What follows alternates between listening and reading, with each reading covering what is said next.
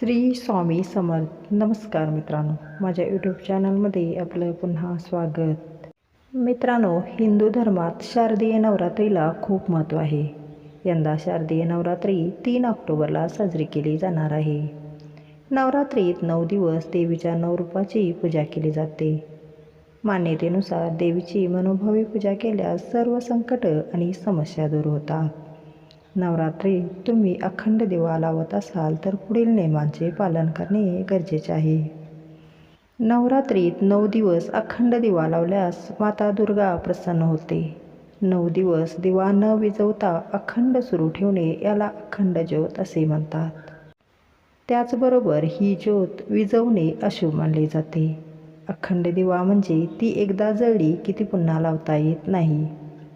नवरात्रीमध्ये अखंड ज्योती पेटवल्याने माता दुर्गा प्रसन्न होते असे मानले जाते. तसेच माता देवीचा कुटुंबावर आशीर्वाद कायम राहतो. यामुळे कुटुंबात सुख समृद्धी टिकून राहते. अखंड दिवा प्रज्वलित केल्याने मनोकामना पूर्ण होतात असाही समज आहे.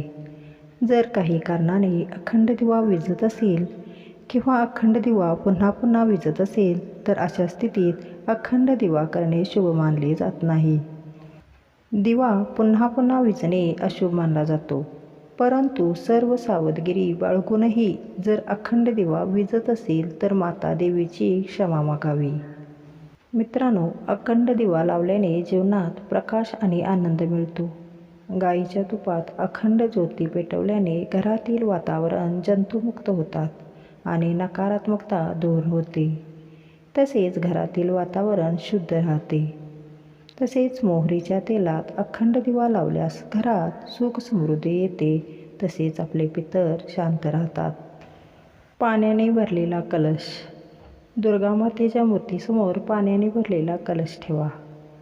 कलश घरात ठेवल्याने घरात सुख समृद्धी येते असे मानले जाते.